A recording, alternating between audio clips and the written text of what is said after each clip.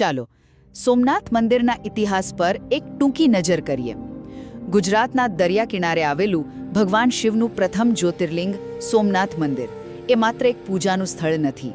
સાચું કહું તો એ ભારતની અતૂટ શ્રદ્ધા અને વારંવારના વિનાશ છતાં ફરીથી બેઠા થવાની એક જીવતી જાગતી કહાણી છે. તો પહેલી વાત, મંદિર પર થયેલા ક્રૂર હુમલાઓ. આની શરૂઆત 725 CE-માં અરબ ગવર્નર અલ જુનૈદથી થઈ હતી. પણ સૌથી ભયાનક હુમલો તો 1025માં મહમૂદ ગઝનીએ કર્યો. વિચારો, એણે 50,000 લોકોની હત્યા કરી, જ્યોતિર્લિંગના ટુકડા કરી દીધા અને અઢળક સંપત્તિ લૂંટી લીધી. અને આ સિલસિલો અટક્યો નહીં. એના પછી અલાઉદ્દીન ખિલજી, મહમૂદ બેગડા અને છેલ્લે ઔરંગઝેબે પણ તેને તોડવાનો હુકમ કર્યો.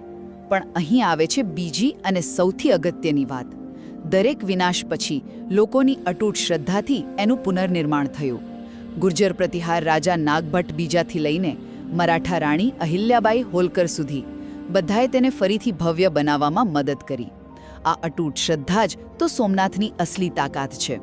અને હા, જો આ વાત તમને ગમી હોય તો પ્લીઝ સબસ્ક્રાઇબ કરજો અને ફૂલ વિડીયો માટે નીચે આપેલી વિડીયો લિંકને ક્લિક કરો. અને છેલ્લે, આઝાદ ભારતમાં એનો ભવ્ય પુનર્જન્મ. 1947માં સરદાર વલ્લભભાઈ પટેલે મંદિરના પુનર્નિર્માણની પ્રતિજ્ઞા લીધી. જો કે એ વખતના વડાપ્રધાન જવાહરલાલ નહેરુએ આ પગલાંનો વિરોધ કર્યો. એને હિન્દુ પુનરુત્થાનવાદ કહ્યો.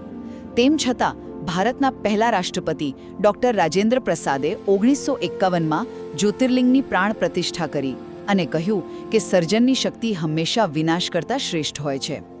આમ સોમનાથનો ઇતિહાસ માત્ર હુમલાઓની દાસ્તાન નથી, પરંતુ એક એવી સભ્યતાના વિજયનું પ્રતીક છે જે દરેક વખતે રાખમાંથી બેઠી થાય છે. પ્લીઝ સબસ્ક્રાઇબ કરો અને આ વિડીયોને લાઇક અને શેર કરો.